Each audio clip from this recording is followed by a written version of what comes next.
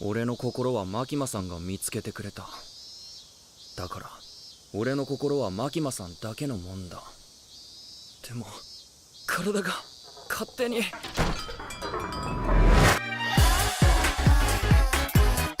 Hola noche sudaca infinita, porque si hay algún lugar del mundo que tiene noche, es nuestra Sudacaland. Soy acá Omar Beretta haciendo el podcast Puto el que lee. Estamos por empezar la 8ª temporada contra viento, marea, huracanes y tsunamis. Hola periferias, resaca de Nochebuena, vos que puedes cenar con tu familia biológica, te la diste en la pera en el boliche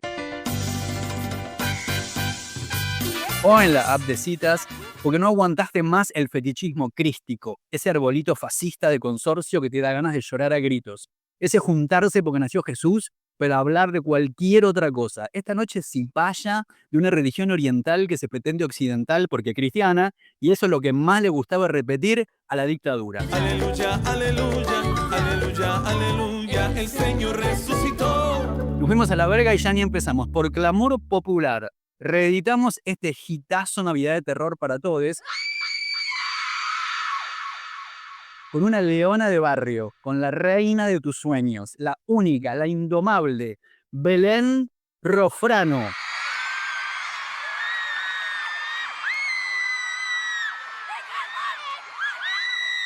Escritora, poeta, las que la junan dicen que es arcana y lumínica, polemista, consejera, podcastera, escuchate Cine y Neoliberalismo, volumen 3 que la rompió, y el hitazo de la década, las Navidades de Terror 2023 y 2024.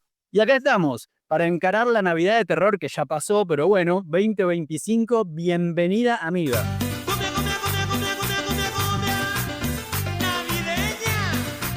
Hola Omar, mi amor, mi monarca galáctica de esplendor oriental y misticismo trolo. Qué alegría poder estar acá con vos nuevamente, reencontrarnos después de todo lo que hemos atravesado este 2025, que nos llevó puestas, pero también nos regaló momentos entrañables. ¿Cómo estás? Muy bien, misticismo trolo. El otro día estaba pensando que alguien debería hacer como una especie de, no sé qué, CD-ROM, o ya es muy viejo, de todos nuestros audios de este año, porque así, tipo, el nivel de delirio y misticismo trolo ha sido incomprensible. Bueno, llegamos tarde, amiga, al podcast de Navidad, que siempre lo grabamos. Hoy es 29 de diciembre en la República Argentina. Se le demoró el parto a la Virgen. Así, por Dios bendito y la Virgen. Listo, te la regalo, ser el ginecólogo de la Virgin Mary. Yo creo que se mamó. Yo creo que la Virgen dijo que se vayan todos a la mierda y se mamó porque tenía que superar el parto de alguna manera. Dijo, ya fue. Se fumó un pucho. Ya fue, ojalá, la verdad, sabes que cuando pienso en la Virgin Mary, pienso, ojalá se haya fumado un pucho y haya así como relajado un poco, porque bueno. Bueno, chicas, no llegamos a terminar el podcast el 24, como veníamos haciendo, perdón que no las pudimos acompañar en esta noche cipaya, pero bueno, ¿a quién no se le demoró un parto? Preguntá en tu familia, ¿no? Y si los Reyes Magos llegaron más de 10 días tarde, no nos van a venir a cascotear a nosotras, que nos quedamos fumando un churro con Melchor. Se nos pasó la hora, ¿viste? Venían los Reyes, nos encontramos ahí, lo vimos. Así, la Rofrano trajo las medialunas, el mate, el churro y ahí salió, nos quedamos en la banca. Yeah, yeah. Feliz Navidad. Feliz Navidad. Bueno, hoy vamos a hablar de un montón de cosas y el tema central que lo propone acá la leona de todos los mundos e inframundos es Chainsaw Man.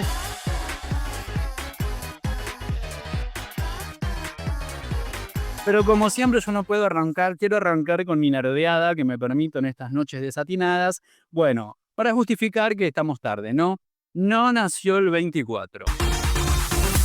Jesús nació en mi corazón, vivo para darle gloria. Falopa, te lo discuto, mirá, hasta las piñas. No nació el 24 de diciembre de lo que sería el año 1 antes de Cristo. Los evangelios, mirá de lo que estamos hablando a esta hora de la noche, sitúan el nacimiento de Jesús antes de la muerte de Herodes el Grande, que ocurre el 4 antes de Cristo.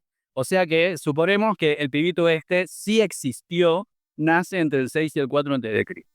Bueno, este es el Herodes medio paranoico, el man que mandó matar a varios de sus hijos y a su esposa favorita. Y esa es la base del chamullo evangélico de la masacre de los inocentes. Evangélico, no de los evangelistas, porque es todo, todo lo católico, todo lo cristiano. Este es el Evangelio de Mateo. Aunque este episodio de la masacre, así como tantísimos otros, no está confirmado por ninguna otra fuente histórica, pero ni por asomo. No hay ninguna referencia que no sea afuera del cuentito este del Nuevo Testamento. Pero bueno, según Mateo, unos magos de Oriente, esto como que nos demoramos acá con Rofrano fumando un chino, Yeah, man, Merry Christmas, Irish Christmas, have a reggae Christmas. llegan a Jerusalén buscando al rey de los judíos recién nacido. Bueno, Herodes se entera, ve esto como una amenaza contra su poder y habría ordenado la matanza de todos los niños varones menores de 2 años en Belén y sus alrededores para eliminar al posible rival. Acá entra en juego mi héroe favorito, que es el antihéroe, que es José, pobrecito, que es el que se come todas las piñas. Bueno, José, avisado por un ángel, ay Dios mío, hace agua por todos lados esta historieta, avisado por un ángel, repito, huye a Egipto con María y con Jesús, evitando así el asesinato. José me da una ternura, realmente, pues mira, se hace cargo de la niña abusada. Se pianta del barrio porque andás a ver quién la abusó, algún poronga y se tenía que tomar el palo. Se hace cargo del pendejo este y termina metiéndose en altísimo bardo y queda relegado en un ultimísimo, pero ultimísimo puesto. Premio Consuelo Santo lo hicieron. Pero no es ni divinidad. También se hizo cargo de cerrar el orto y no deschavar al alcahuete, porque ¿de qué ángel me estás hablando? Cerró bien el culo, es un capo, encima buen amigo, encima compinche. Bien ahí, José. Yo creo que sí, yo creo que toda la estructura de este partido político más antiguo de la humanidad, que es la religión católica, se la deben a José. La verdad, sí. Entonces, como que lo hicieron santo, pero ni divinidad, digamos, ¿no? Entonces, che, hablando de divinidad, Mis Tacuarembó de Dani Umpis, a nosotros nos encanta recomendarles novelas, pelis, chicas, novela maravillosa, eterna, clásica y moderna, que se hizo la peli con Natalia Oreiro, súper delirante y maravillosa. Como siempre, te vamos a colgar el link a la peli en la descripción del podcast. Bueno, la protagonista de Mis Tacuarembó, que es Natalia Oreiro, es una chiquilina de Tacuarembó que se le está haciendo difícil cumplir sus sueños en Buenos Aires. Y viene Jesús, que es Mike Amigorena, que era el chongo del momento. Busquen Mike Amigorena, por favor. Bueno, sí, Jesús, no que era redondeo. Viene Jesús y le dice: No te preocupes por el que dirán, la gente siempre habla de más. Nací en un pueblo chico como tú y sin embargo estoy acá. Ahora vivo de avión en avión, todo el mundo me quiere ver. Especialmente en Roma desaté una pasión de no creer. Sí, yo también era un pibito de pueblo, y me tuve que ir de mi pueblo y la rompí en Roma. Porque él dice: mira, yo a mí en Belén no me juntaba nadie, pero en Roma soy una divinidad. En Roma se me adora de verdad. En Roma soy una divinidad. ¿Quién lo diría? Yo me veía en la carpintería todo el día con mi papá. Todo el día con papá. Qué vergüenza que me da. Papá. Bueno, listo. Qué papá, este papá sí que no se hizo cargo, pero para nada. Bueno, volvemos a nuestro ataque encarnizado, que esto no es en mano. Es la justificación de esta demora, que no es azarosa, en salir tarde con el podcast. No la quiero hacer muy larga. La Biblia no menciona ninguna fecha para el nacimiento del pibe. No habría sido en invierno, porque en Lucas te dice que había unos pastores durmiendo al aire libre, qué sé yo, que en el invierno de Judea dormir al aire libre, me parece que no. Sí, hablando de Lucas, hay un meme maravilloso que dice: el verdadero milagro es que Jesús se encontró amigos que todos te llamaban José, Santiago, Pedro. Parece el listado de primero B del Cardenal Newman o alguno de esos colegios chetos, ¿viste? Nunca un amigo Omar, Moshe, Samir, Esther, qué sé yo, nunca. Bueno, Lucas, Lucky describe así a los pastorcitos durmiendo al aire libre. El verso del 25 de diciembre aparece en el siglo IV, cuando la iglesia lo fija para superponerse a las festividades paganas romanas, como la Saturnalia. Mira, te cambiaron la Saturnalia por este nacimiento del Hijo de Dios. Y bueno, manipulando tus creencias hace 2000 años, che. Bueno, cambiamos el tema, pero seguimos festejando otra cosa, pero igual el mismo día. Eso facilitó esta especie de transición cultural, así como muchas costumbres permanecen, luces, regalos, banquetes, qué sé yo, pero se reinterpretaron en clave cristiana. Pero tristemente, ¿no? Porque otros elementos de la Saturnalia, que era ruidosa, desinhibida, colectiva, se daban vuelta el orden social, los esclavos tenían la libertad por ese día o esa noche, qué sé yo. Bueno, todo eso se perdió en el confesionario. Básicamente la Saturnalia era una rave. O sea, acabas de describir perfectamente una rave y quizás Jesús fue el primer palero.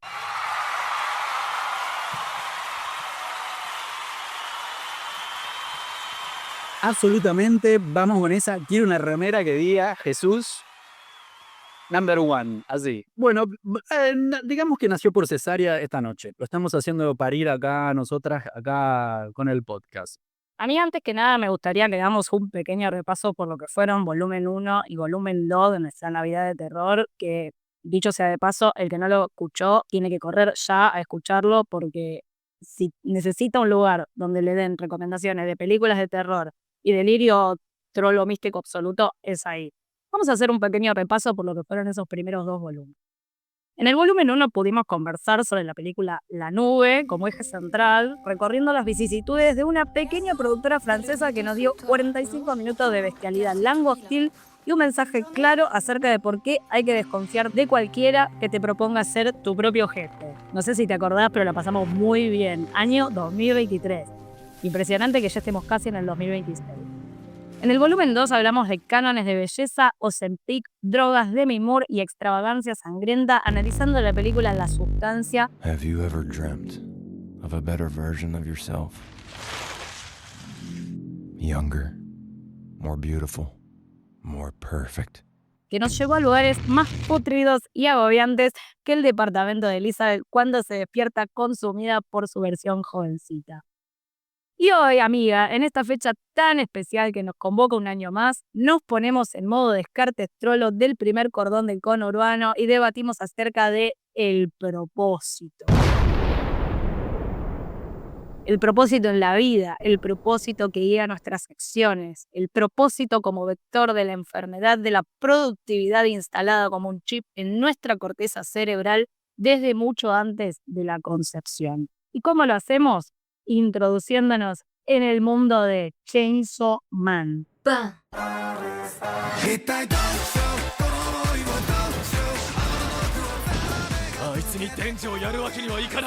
ボン死ぬ覚悟はずっとできている。私たちの戦い方ってのを教えてあげる。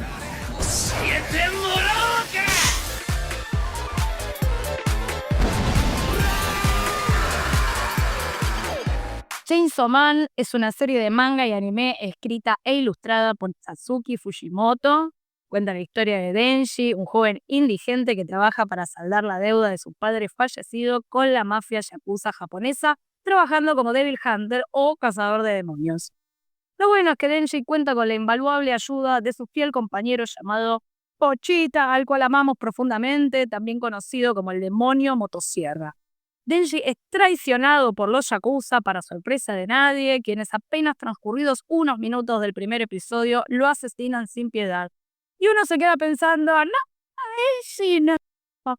Pero como en todo buen anime, los personajes siempre tienen un as bajo la manga. Pochita hace un contrato con Denji, fusionándose con él y reviviéndolo como un híbrido humano-demonio. Así es como nuestro joven y querido Denji masacra a los yakuza y es abordado por la División de Seguridad Pública, un equipo de cazadores de demonios gubernamentales dirigidos por Makima, a mi gusto el personaje más interesante y fabuloso de la serie después de Denji, quien lo persuade para que se una a sus filas como cazador de demonios de gobierno. Denji está de acuerdo y se asocia con Makima, quien le promete a Denji cualquier favor a cambio de su trabajo, siempre que logre matar al demonio de las armas de fuego, el autor de la mayor masacre en la historia de la humanidad. ¡Bam! バン Makima Sogo, boluda. Yo la empecé a ver y dije, no, pero o sea, listo, te tienen que pagar regalías, porque es tu cara, tu pelo, así, tu fuego, todo. Bueno, yo me enamoré de Bim, del tiburón, me enamoré así de una, así como todo, me lo quiero llevar a la pecera. Bueno, tengo un montón de preguntas sobre Denji, estas cosas del héroe de 16 años. Denji, ¿está en el espectro? Mira, si vos me lo preguntás a mí, que como te dije en privado, tengo la potestad para decidir solo en este podcast. Por fuera del podcast, ponele que no. Pero en este podcast tengo la potestad para diagnosticar, porque es casi Nochebuena y porque es casi Año Nuevo y porque hacemos lo que se nos canta las pelotas. Para mí sí, para mí Denji está dentro del espectro sin ningún lugar a dudas. Hay algo que es muy llamativo y que a mí me gusta, y es que yo hice un paralelismo con Denji cuando recién comienza la serie y es con Ricardo Darín. Yo sé que te vas a reír de mí, pero viste que Denji, ¿no? Como dijimos en la ficha del manga, en la ficha del anime, Denji es indigente, es muy pobre, no tiene para comer. Prácticamente todo lo que él gana se lo tiene que dar a la mafia, con lo cual prácticamente no come, no le queda plata para nada. Y él, una de las cosas que más le gusta de ser parte del gobierno, que más ansía, es poder comer, es poder tener un plato de comida, ¿no? Básicamente su propósito, ¿no? Y por eso el eje del que estamos hablando es el propósito. El propósito de él, más allá de su fin último, que lo vamos a contar dentro de un rato, el propósito de él es básicamente tener un techo y un plato de comida. Él no tiene realmente las aspiraciones de un héroe convencional. Esto me hizo acordar muchísimo a la entrevista de Darín, por favor, decime que la viste. Darín, un tipo blanco, heterosexual, millonario, recagado en plata, que cuando le preguntas qué es el éxito, dice, No me interesa. Pero esa es la guita que podría ser ganado ahí. ¿Y? ¿Para qué sirve? ¿Para qué? Para vivir mejor. ¿Mejor de lo que yo vivo? Yo me pego 2 duchas calientes por día. hijo de puta, careta, ese es Denji. Denji, que es un pobre pibe que está siendo subyugado y torturado. Eso es el éxito para Denji, no para vos. Sí, es como niño feral traumatizado, emocionalmente inmaduro y explotado por explotado por todas las partes, ¿no? Porque los yakuza lo explotaban, la nueva, este comité de demonios, de matar demonios que lo emplea, también lo explota, la demonia quiere explotarlo, bueno, en fin. Todos quieren explotar al pequeño Denji. Pero bueno, a mí me parece que sí, hay ciertos elementos en el personaje que pueden llegar a hablar de estar dentro del espectro autista. A mí me gusta verlo, depende de cómo se lo analice, me gusta verlo también como alguien libre, como alguien real. Me parece que eso también es algo que nos deja, ¿no? A propósito de esto, a mí me gustaría leer una cita, si vos me permitís, de un libro que me gusta mucho, que es Las aventuras de Tom Sawyer. En Tom Sawyer, más allá de contarnos toda la historia de este pequeño reo que no le importa absolutamente nada más que disfrutar y jugar y hacer travesuras como cualquier niño de su edad, a mí me gusta mucho la historia de su mejor amigo que se llama Huckleberry Finn y en el cual yo encuentro un paralelismo casi automático, te diría, con Denji. La cita dice así: Huckleberry iba y venía según su libre voluntad. Cuando el clima era bueno, dormía en los umbrales. Y si llovía, en barriles vacíos. No tenía que ir a la escuela o a la iglesia y no reconocía amo ni tenía que obedecer a nadie. Podía ir a nadar o de pesca cuando tenía ganas y quedarse todo el tiempo que se le antojara. Nadie le prohibía pelear, podía trasnochar cuando quería. Era el primero en andar descalzo en primavera y el último en ponerse los zapatos en otoño. No tenía que lavarse nunca ni ponerse ropa limpia. Podía insultar prodigiosamente y en pocas palabras, ese chico tenía todo lo que hace la vida preciosa. Es muy loco que este libro, escrito en el 1800, por este loco, por este alguien, que fue Mark Twain, hable de la libertad como la ausencia de absolutamente todo, ¿no? Como ausencia de lo material, como el despropósito, justamente. Un tipo que simplemente dedicándose a existir podía alcanzar la panacea de la felicidad, el punto máximo, la cúlmine de la alegría. Para la época fue absolutamente disruptivo, lugar donde básicamente no se podía adquirir su obra.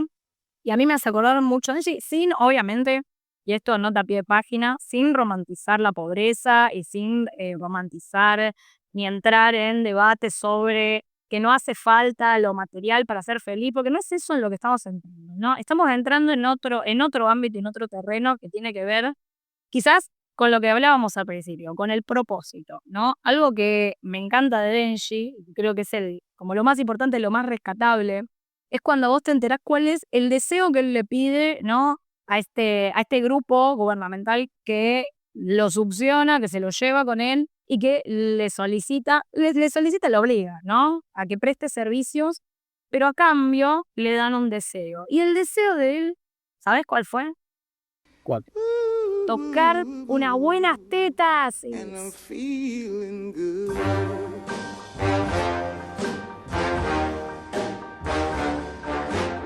Tocar unas buenas tetas. Denji, somos todas. Sí.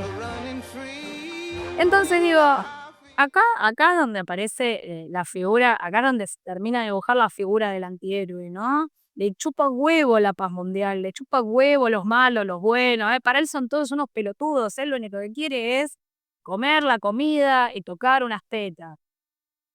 Está buenísimo el paralelo que haces con Huckleberry Finn de Mark Twain, del demente ese Mark Twain. Pues es interesante porque son, no sé, en el caso de Denji quizá un personaje, aunque yo no sé si él tiene conciencia, pero personajes dañados por sistemas, no por diagnósticos. Me parece que lo que a mí me fascina es que no está interesado en la normalidad. No lo reduce a algo medicalizado y está puesto el foco como cómo el mundo explota a quienes no entienden las reglas. Es como neurodivergente codificado, así atravesado por trauma y privación, si querés, una cosa así. Y es el antihéroe de alguna forma del lado del deseo capitalista, de progreso y de meritocracia. Así que sí, eso alucinante. Y claro, tiene 16 años en la peli, entonces se juega esta enorme responsabilidad de salvar al planeta con al mismo tiempo su despertar sexual. Tiene esto de niño, tiene esto todavía, tiene estas dos cosas que lo hacen entrañable, que es que por un lado es como el más poronga, el más valioso, este híbrido que hizo ese pacto con Pochita y que se convierte en Chainsaw Man y no sé qué. Muy interesante todo el tema de la sangre, necesitamos sangre, la sangre, ¿no? Como este fluido que te rescata y cómo quienes deben ofrecer su sangre para poder volver a traer a la vida al héroe y te vas a ir al cielo si das tu sangre. Una cosa así como también media navideña, ¿no? De que dio su vida por nosotros y que la sangre de Cristo y no sé qué. Hay una cosa así como media crítica, pero que está puesta, el objetivo está puesta no en quien da la sangre, como es Jesús, sino en quien recibe la sangre, como es Denji, ¿no? Para seguir adelante con el tema de salvar a la humanidad de los demonios. Bueno, eso, a mí me encanta que no está interesado en la normalidad, y en ese sentido somos todas nosotras. Y como todo el mundo lo necesita, la juventud, ¿no? Como todo el mundo, todo su alrededor lo necesita a él y él termina no necesitando de nadie. Como sus aspiraciones que en primera instancia parecen tan básicas, no tienen nada que ver con estos intereses prodigiosos como salvar a la humanidad de este monstruo de las armas que tiene todo este aparato, todo este sistema, sin el cual él podría subsistir tranquilamente. No necesita de ellos necesitan de él, ¿no? Que da la casualidad, o no, de que él es tan joven, tan inexperto. Y también me llamó la atención porque fuera del micrófono estábamos hablando acá con esta diosa mística del conurbano, el tema de nuestra experiencia de salir con pibas o con pibes más grandes, más chicos, ¿no? Y que bueno, el tema de las chicas, los y les chiques más chiques, están con esto de que soy polis, no sé, hay un montón de cuestiones que pueden hacer la experiencia sexual relativizada o mediada, en fin, da para hacer todo un podcast. Pero Densi acá tiene como algo trad, así como mucho más, así como trad boy, que nada, él está enamorado, así como obnubilado por Máquina, pero cuando aparece la otra diosa demonia, que viene así como una infartante, con ese flequillo que te vuelve loca, qué sé yo, él no dice, dale, armemos un polículo no, él se desgarra y dice, me muero, no sé, mi corazón está con una, pero mi cuerpo está con otra. Tiene un trauma que no es epocal, digamos, ¿no? Que yo no sé si refleja la adolescencia de quién. Y eso me parece como súper interesante, porque creo que hasta hace estallar un paradigma. Yo quiero mencionar que las flequilludas vamos a dominar el mundo, amiga. De una. Sí, está lo anete, ya está sucediendo. Cuando aparece Rece, es la prueba irrevocable de que las flequilludas dominaremos la tierra. Bueno, chicos, si quieren nos dejan comentarios abajo acerca de la experiencia de ustedes de salir con chiques más grandes, más chiques, no sé qué, la experiencia, cómo la van viviendo. Pero bueno, cómo una se sube a esa, ¿no? Porque te interesa la persona, qué sé yo, y después decís, ¿qué pasó con mi vida? Omar, yo quiero recordar que dijimos que en este podcast vamos a hacer algo distinto a lo que hicimos en los podcasts anteriores y vamos a ventilar. Así que abrimos el micrófono para contar experiencias personales. Yo voy a profundizar un poco en eso que vos dijiste. Una de las cosas que nosotros hablábamos, ¿no? Y que de hecho es algo que le pasó a Denji cuando conoce a Reze, que él piensa que, bueno, él está, él en un principio está entregado en alma y corazón a Máquina, que es su jefa, básicamente, ¿no? Pero él se entrega porque dice, yo nunca sentí algo así por una mujer, nunca sentí algo así por unas tetas como las de Máquina. Hasta que conoce a Reze y se da cuenta de que pronto su corazón se divide en dos y que tiene otros sentimientos por explorar. Nosotros fuera del aire lo que hablábamos era sobre esto, ¿no? Sobre cómo hemos vivido, a ambas nos ha pasado, que hemos atravesado experiencias donde de pronto nos hemos postergado o hemos pensado que la persona que teníamos adelante era lo único por lo cual despertarse a la mañana y seguir caminando un paso después del otro. Y que de pronto dejábamos postergados nuestros deseos más carnales, nuestros deseos de tocar tetas, ¿no? Dijimos, bueno, nada, quizás después de días, meses, años incluso, terminamos diciendo, bueno, capaz soy asexual, de ahí viene la frase, ¿no? Capaz soy asexual, capaz no tengo tantas ganas, capaz las tetas no son lo mejor. Hasta que conocemos al que nos dice, Alá que nos dice, nah, estás equivocada, no es así, mira cómo sos asexual. Todo lo que querías era tocar este par de tetas, boluda, claro, sí, sí. Un poco sí nos identificamos con Denji, pero bueno, es la condición humana, amiga, eso es lo que nos sucede. Pero bueno, este año nos la pasamos y el año pasado nos la pasamos bastante hablando respecto de eso, ¿no? Un poco a veces como de lo de la postergación, pero es verdad que en la experiencia que nos ha tocado a nosotras acá, como que las chiques más chiques vienen más con esto de, ¿cómo se llama? El sensory overload de esto.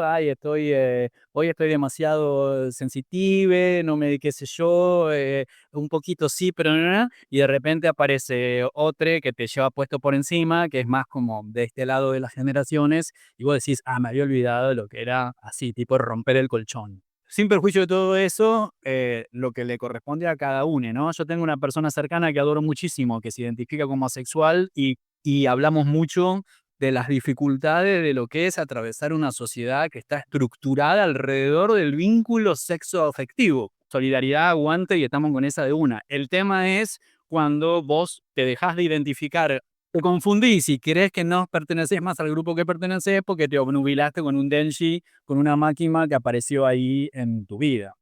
Por supuesto, y además esto tiene que ver con la experiencia personal, ¿no? En este caso, siempre hablando de nuestra propia experiencia y cómo después de atravesar todo este año, creo que ambas llegamos a la misma conclusión y es, vamos a permitir el placer sin propósito, justamente lo que hablábamos al principio, ¿no?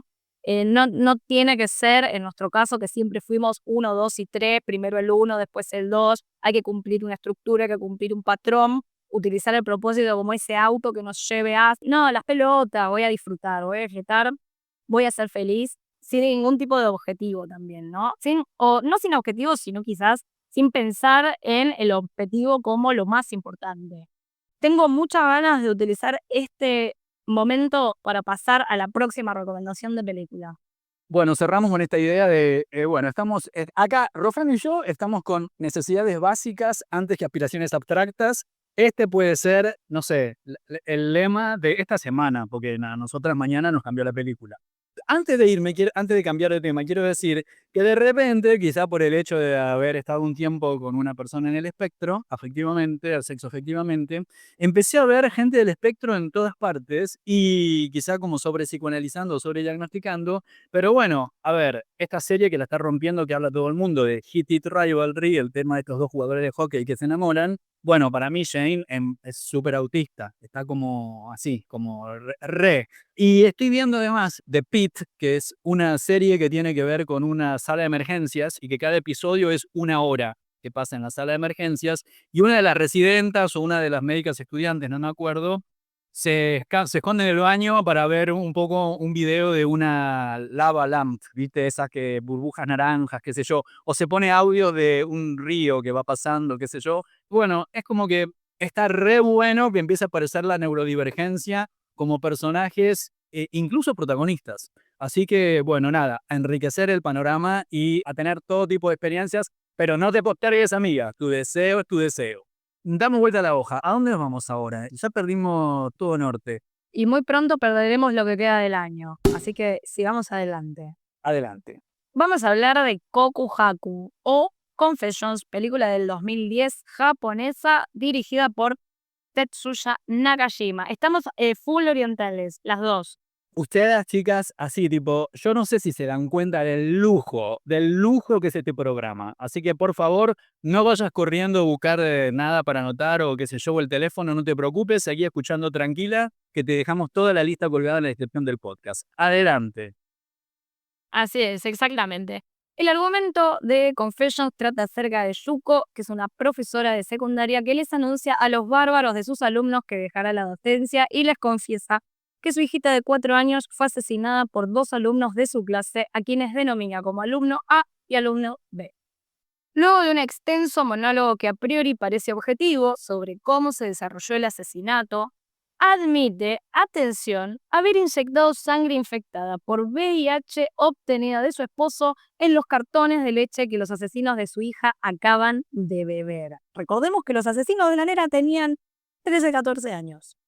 El resto de la película describe las consecuencias de este evento y cómo Yuko, la docente, orquesta lo que parecería ser un camino hacia la redención de los HDP de sus alumnos. Y digo, parecería ser un camino de redención porque yo creo que esta película, primero que esta película es una joya, nadie se la puede perder, más allá de los premios que ganan. No importa, esta película es una joya para el que sabe apreciar, para el que sabe leer entre líneas. Esta película es una joya en sí misma. Por todo. Más allá de cuestiones técnicas. La docente al principio vos la ves, es una tipa sobria, tranquila, cara de piedra, no parece que te está hablando, vos decís, incluso hasta llegás a dudar de la capacidad actoral de la actriz, porque decís, no se le estaría moviendo un pelo, pero bueno, muy japonés style. No, y empieza a narrar como el segundo del pre, del durante y del post del asesinato de esta nena chiquitita, 4 años, ¿no? Y cómo los alumnos la terminan tirando a la pileta sin ningún tipo de pudor. No estoy haciendo spoilers, esto pasa creo que en los primeros 10 minutos de película, o sea, esto básicamente se elige. A partir de ahí empiezan a ver la película es contada a través de monólogos de los distintos protagonistas, ¿no? Que son en principio los 2 niños asesinos, después también es la madre de uno de esos niños, después aparece también el que sería el reemplazo de ella, otro docente, pero todos te empiezan a contar en momentos de la trama en los cuales ella empieza a hacer cosas, como dije al principio, de lo que sería el camino hacia la revolución, hacia que esos 2 niños puedan perdonarse o puedan ser perdonados.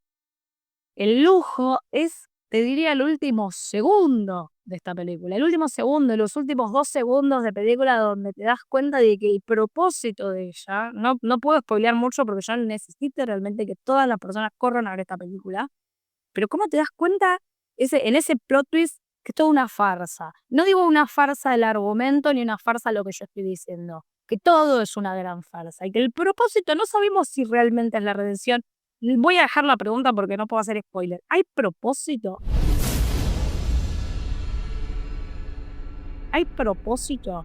Básicamente, meterle sangre infectada con VIH en los cartones a los pibes. Es tremendo. Por favor, véanla.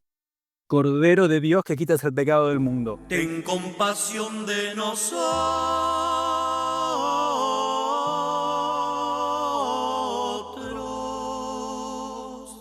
Bueno, estuvimos hablando bastante del tema del camino de redención. Incluso volvemos ahora, hacemos un poquito marcha atrás con respecto a Chainsaw Man, ¿no? Porque vos lo que me decías antes es que lo que tiene este héroe es que este héroe no hay un camino de redención. El pibe está ahí, quiere tocar unas tetas, mientras tanto salva a la humanidad. Eso es una... De hecho, la Lucrecia Martel todo el tiempo, cuando dice, chicos, hagan estallar el tema de introducción, nudo, desenlace, ¿viste? No. Así que en ese sentido le damos 10 puntos a esta peli que te acaba de contar Belén, que tiene interés en esto, ¿no? En hacer estallar el concepto de la redención en el protagonista, que esto mucho tiene que ver con la asimilación hacia la mayoría, que por supuesto ya sabemos que es una aspiración capitalista, que considera que lo único que existe es este mundo y que si estás afuera te vamos a hacer estallar. Siguiendo con el cine oriental, la otra que no es de terror pero está en el borde es esta que se llama No Other Choice o algo así como Sin otra opción, sin opciones, que está dirigida por el coreano Park Chan-wook, que es un peliculón. Acá lo que pasa es que al pibe, bueno, bien neoliberalismo, viste, la empresa donde él trabajó toda su vida, fue adquirida, hacen reducción de personal, chao, se van a la mierda. Y él es un especialista en papel, en hacer papel. Ok, entonces le dan todo un curso de tipo de estas cosas del tapping que se golpean en la frente y dicen voy a conseguir trabajo en 3 meses, tipo, bueno, una cosa como del uso neoliberal productivo de algunas de estas teorías hippies, qué sé yo, bueno, desopilante realmente. Y el tipo se da cuenta que no va a volver a conseguir trabajo, que no va a poder pagar la hipoteca de la casa, que no va a poder pagar las clases de patinaje de la nena, ni las clases. Tiene una hija, también tiene una hija que aparentemente es autista, no habla, que lo único que hace es tocar el violonchelo y que parece que es una genia, pero que solamente hay que pagar las clases de la nena. Bueno, todo el tema de este paradigma capitalista de progreso de la familia heteropatriarcal nuclear, porque es mamá, papá, nene, nena y perro, así como te la pintan perfecto. Y entonces el tipo que decide hacer, decide averiguar quiénes son los otros candidatos que se han quedado sin trabajo, que tienen las mismas capacidades que él tiene, y decide matarlos para quedar él como el único experto. Así, tipo, es la solución, el capitalismo me ha arrojado. Mirá lo que me ha hecho el capitalismo. Así que, chicas, bueno, el director la llevó por los mercados internacionales, no se la quiso agarrar nadie, la estrenó en Corea, rompió cajeta, así tipo, explotó todo, fue una cosa, un éxito increíble. Y bueno, yo la vi acá en un ciclo creo que de todo, en un ciclo que dieron de Cannes de ahora 2025, qué sé yo, y está por todos los festivales, una peliculaza. Si no la encontrás, escribinos que te la traficamos. Es espectacular, yo no la vi, pero la voy a ver. Mira, corto con vos y la busco. O pasame el link, por favor. Lo dejás acá abajo, ¿no? Lo dejamos acá abajo, sí. Listo, perfecto. La voy a buscar entonces. Y hablando de autismo, propósito y de propósito, yo, ya que dijimos que vamos a ventilar, no puedo dejar de hablar un poco de algo que me pasa a mí. Me voy a permitir ¿cómo se llama? Esta autorreferencia. Es una pena que no estén viendo el video porque nos estamos mirando como ¿qué vas a decir? ¿Qué se viene? ¿Qué se viene? Yo quiero contarte que cuando yo decidí estudiar, yo soy licenciada en terapia ocupacional y me dedico al área de neurodesarrollo infantil, o sea, trabajo básicamente con población infantil con discapacidad. Vos no sabés la cantidad de comentarios que recibí al respecto cuando empecé y cuando avancé en esta carrera, ya hace 8 años que ejerzo, porque básicamente es, che, pero ¿y no querés ser kinesióloga? Che, pero ¿y psicóloga no es mejor? Pero los chicos son de... ¿Y sabes cuál es la que más me rompe los huevos? Cuando me dicen, hay que ser muy especial para estudiar lo que vos estudiaste. Hay que tener mucha fuerza. Porque, claro, básicamente los pibes, los autistas, los tullidos, los discas, son el margen de la sociedad. Muchas veces mi trabajo no tiene que ver con perseguir un objetivo en concreto, sino con apoyar a ese niño, a esa familia o esa estructura para que el niño esté más feliz, más contenido. A veces yo tengo familias y yo me pongo el objetivo personal de hacer que esa familia pueda ver lo grandioso que es el hijo que tiene, porque no lo ven, lo veo yo, que bueno, algunos dicen, ay, la sensibilidad, no creo que tenga que ver con la sensibilidad, sino con todo esto que estamos hablando, no perseguir el propósito. A mí me interesa que la persona y ese humanito pueda ser feliz y valioso por quien es y no porque tiene que escribir, tiene que caminar, tiene que mirarte a los ojos. Es un capo, como es. Pero bueno, al día de hoy me sigo topando con personas, ya casi no, porque bueno, también el círculo íntimo se ha reducido bastante y todos ya me conocen y saben cómo pienso, pero me sigo topando con personajes, ¿y para qué? ¿Y por qué? ¿No? Porque todo tiene que tener un para qué. Ni siquiera, ni el nene de 3 años, autista y disca, puede salvarse del por qué, y el qué va a hacer, y cómo, y por qué va. Qué rompehuevo que son todos, son unos hinchas pelotas. Y bueno, es que es lo único que hemos conocido del capitalismo y es muy difícil imaginarse un mundo fuera de él, ¿no? Pero imaginémonos situaciones alternativas. Bueno, Descartes, Troilo del conurbano va a ser el título del podcast. Me parece que ya estamos ahí completamente dinamitando el pienso, luego existo. ¿Qué? Si ni pensamos ni existimos. Así, tipo, nos arrojamos al deseo en una marea, así como dice nuestra madre Leonor Silvestri. Vamos por más orgías reprogramadoras. Por favor, eso es lo que necesitamos para salir de este sistema. Señor, ten piedad de nosotros. Hablando de, bueno, ya pasó la Navidad de todos modos, pero bueno, hablando de la Navidad, yo quería traer acá a colación, que también la puedes usar, ¿viste? Porque la Navidad es más como un mandato de estar con la familia y el Año Nuevo un mandato más de que no te puedes plantar con los amigos, ¿no? Pero bueno, no es así en general, pero el Año Nuevo es como que es menos depre que la Navidad, que puede ser depre para algunos de nosotros, no para todos. Pero bueno, hay un textito de William Burroughs que yo quería traer acá, que se llama La Navidad del Yonki, la Navidad del drogadicto, por decirlo de alguna manera, que es realmente una belleza. El adicto, el pibe súper adicto, así tipo se está muriendo por conseguir una dosis de heroína, y es el día de la Navidad. Nueva York está completamente vacío, toda la gente está cocinando el pavo, vistiéndose para ir así todo el ritual familiar de los modelos de inclusión, ¿no? Y el pibe anda por la calle tratando de ver dónde voy a conseguir hoy, bueno. Y va a un médico que alguna vez él logró que le dé una pastilla de algo y que le dijo no vuelvas nunca más. Se ve que el médico, bueno, se compadece un poco que es Navidad y le da un cuartito de una pastillita de morfina. El milagro de la Navidad. Todo lo que quiero eres tú. El milagro de la Navidad, el milagro de la Navidad. Un amigo le da un cuartito y le dice que está con le inventa unos síntomas, qué sé yo. Bueno, clásico del adicto o de la persona desesperada por conseguir su propósito, ¿no? Bueno, se consigue el cuarto de la pastillita, se paga un par de dólares en un tugurio, un hotel así de tránsito, así de pasajeros, así por el momento, por la noche, y empieza a preparar, se roba una cuchara, va pasando por ahí, se roba una cuchara y empieza a preparar, prende la mecha, el encendedor, empieza a disolver la pastilla, ya prepara la aguja y la está cargando y empieza a escuchar a alguien que se está lamentando profundamente en la habitación de al lado y le parece como que el pibe como que se va a morir, ¿viste? Como qué sé yo. Entonces, antes de inyectarse, toca la puerta. Y está abierta la puerta, entra. Y hay un pibito, dice debe tener 18 años, hecho un ovillo en la cama, que está sufriendo porque tiene piedras en la vesícula. Qué bueno, que como si alguna vez te tocó tener, es como un dolor así tipo inexplicable. Y el pibito, él le dice, che, anda al hospital, no tengo seguro, no me conoce nadie, no soy de la ciudad, estoy qué sé yo, qué sé cuánto. Fuck. Y el protagonista, dice, bueno, a ver, dame tu brazo, prepara la vena, tac, tac, tac. Y le inyecta la morfina al pibe. Porque bueno, no sé, porque le agarra esta solidaridad con el que está desclasado también, ¿no? Este pibe de 18 años que está pasando Navidad hecho un ovillo sufriendo en un hotel mugroso. Alerta spoiler, porque tipo así, alerta spoiler. El pibe enseguida empieza a sentirse mejor, lo abraza, le agradece, qué sé yo. Vuelve a su habitación, se tira en la cama y de repente explota en su cabeza el trip más maravilloso que nunca jamás haya podido experimentar con ninguna droga.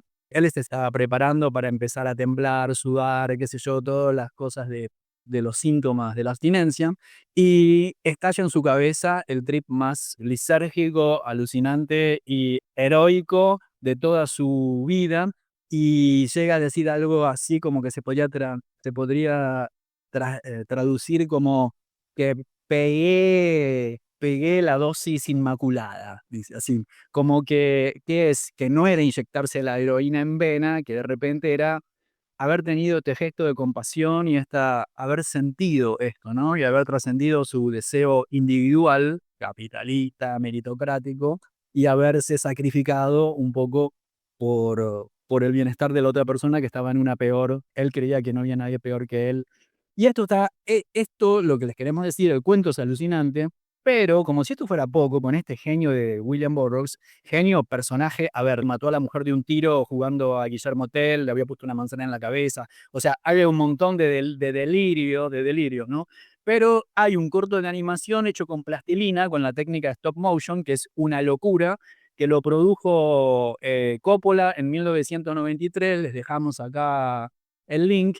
Y lo interesante de este cuento es que es una Navidad no family friendly, ¿viste? No te puedes sentar al lado de la chimenea a contarle este cuento a tus nietitos, porque no. Porque habla de inyectarse heroína y cómo se prepara la aguja y qué sé yo. Y el genio de Coppola y de las directoras de este corto de animación lo hacen sentar a Will Burrough él mismo. Aparece y hay una chimenea, un árbol de Navidad, se sienta, abre Interzona, que es el libro en el que está incluido este cuento, y empieza a leer el cuento como si fuera Dickens. Esto me parece para rescatar, es como que es una Navidad desde la periferia, una Navidad fuera del consumismo y de la idealización de la fiesta idealizada. Tiene esta crudeza y, si querés, esta resistencia narrativa que tiene Denji, que tiene Chainsaw Man, ¿no? Y esta forma de redención, no redención, porque no hay redención, pero hay una especie de redención no tradicional que aquel pibe le recontrapega. Quiero hacer un aporte, ¿no? También del valor de lo comunitario, que es algo que nosotras hablamos mucho en nuestros podcasts, ¿no? Y que siempre termina apareciendo de una u otra forma, y que incluso tiene una explicación, perdón, pero voy a tirar mi nerdeada del podcast, tiene una explicación desde la neurociencia también. Nosotros ya todos conocemos, gracias a Instagram en la red, que tenemos 2 neurotransmisores que son, para hacerla muy corta, son los neurotransmisores de la felicidad, la dopamina y la serotonina. Pero la dopamina a mí me gusta asociarla a el neurotransmisor de la individualidad, es del placer inmediato, ¿no? Yo estoy más o menos, me como un chocolate e instantáneamente puedo, digamos, liberar dopamina, ¿no? Por así decirlo. Pero es algo inmediato, es algo que así como sube, baja, y que seguramente pronto necesitaremos un poco más de chocolate, y que sabemos que en nuestros casos, que ya somos viejas meadas, no nos conformamos con chocolate, solamente necesitamos quizás experiencias un poco más extremas, ¿no? Que un Kinder.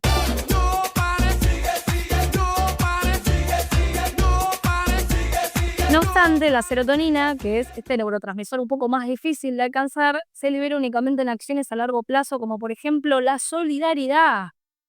Cuando uno ejerce una acción desinteresada hacia un otro, ¿no? Como puede ser esto del personaje, ¿no? Que decidió no embartularse él para poder ayudar a una persona que estaba pasando mal, ahí se activa el mecanismo de liberación de serotonina, con lo cual no es azaroso este trip mágico y comunitario que tuvo luego en su habitación, y como te digo, se explica desde la ciencia, ¿no? Amiga, qué groso esto. Bueno, así que ya lo sabes, vamos por las acciones comunitarias y pegate unos subidones así que te van a desnucar. Bueno, acordate que el año pasado, que estábamos haciendo el repaso que pusiste al principio de los podcasts de la Navidad 23-24, qué colección, amiga, que tenemos con estos 3 volúmenes. El año pasado mencionamos la peli La Mosca, dirigida por David Cronenberg, y también hablamos de otra peli de David Cronenberg, que te dijimos, si no viste a David Cronenberg, anda corriendo porque te va a cambiar la vida.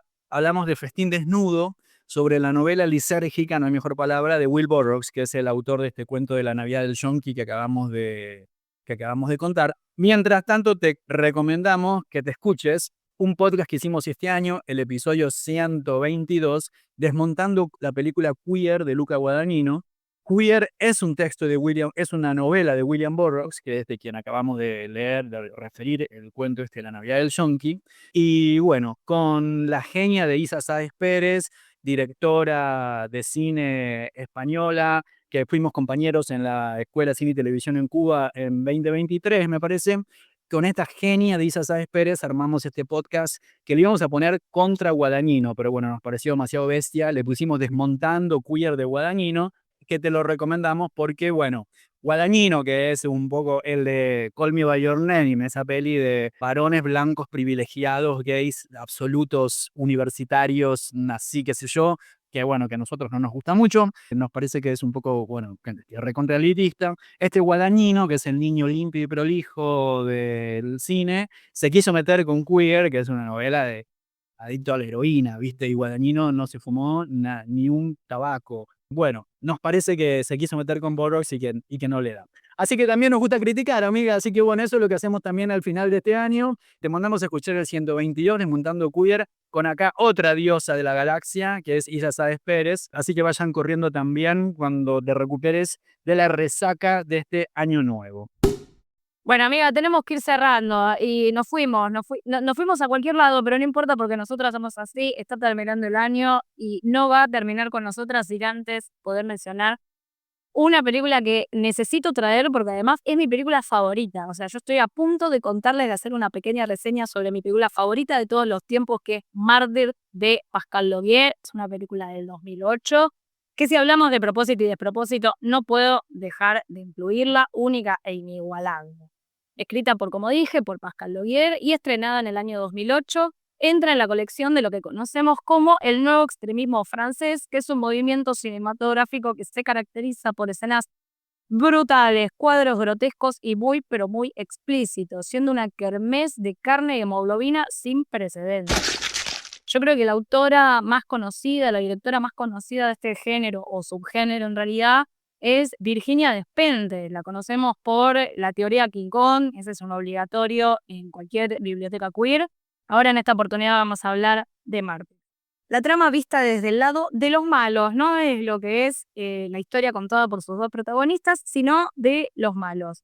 Muestra una organización sumamente poderosa, multimillonaria, que realiza experimentos con humanos tratando de llevarlos hasta el límite del dolor y de la integridad física, ya que se basan en la teoría de que llegado a este punto, la persona ingresa en una especie de limbo entre la vida y la muerte y es capaz de retornar a este plano sabiendo que se encuentra en el más allá.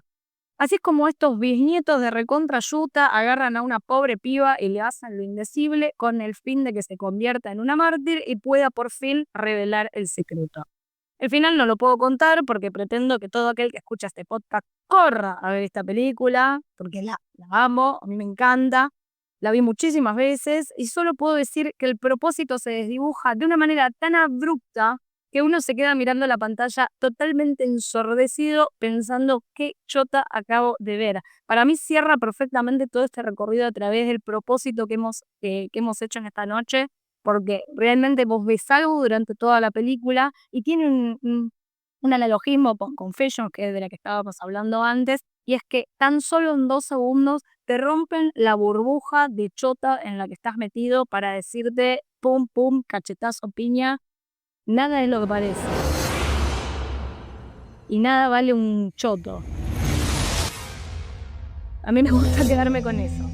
Estás confundida, amiga, quédate en la confusión, metete hasta el cogote, aprovechá el sistema de confusión para cambiar absolutamente todo. Bueno, así, tipo, celebramos el estado de confusión, de crisis y de contradicción permanente, porque eso es lo que hace mover un poco la aguja. Te dejamos esta recomendación entonces para el año que empieza. Rofrano de mi corazón, gracias por todo el apoyo moral, psicológico, cinematográfico, ético, cultural, sin el cual yo no hubiera sobrevivido otro año más. Y bueno, nos vamos entrando, ya cuando publiquemos esto va a ser 30 de diciembre de 2025.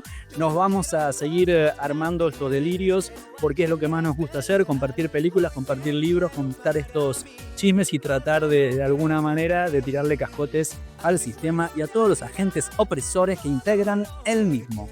Gracias a vos, Vida, nos vamos a volver a encontrar seguramente mañana para seguir mandándonos audios de 15 minutos, pero también el año que viene. Gracias por ser guía, por ser mística, por ser absolutamente todo lo que necesito en mi vida, por ser ensalada, por ser sexo, descontrol, shibari y todo el nivel de locura hermosa y especial que representas para mí. Mi amor, y acordate que Denji, que salvó el mundo, lo único que quería era tocar unas buenas tetas, así que listo, que no te metan con el cuento de que otra cosa. Mis amores, así, besotes, buen año, y la seguimos, buen año que no existe, pues el calendario gregoriano ya pasó, no sé, esta ficción, pero bueno, llamémoslo 2026, acá estamos y te esperamos juntas para agarrarte las piñas, demolerte y hacer pasar otra nueva experiencia inolvidable. ¡Mua! ¡Mua! Sueño realidad, todo lo que quiero eres tú. Esto fue Puto el que lee, tu podcast independiente y autogestivo. Seguinos en YouTube, Twitter y Facebook, Puto el que lee 108. Y en Instagram, Censurado 108. Hasta la próxima.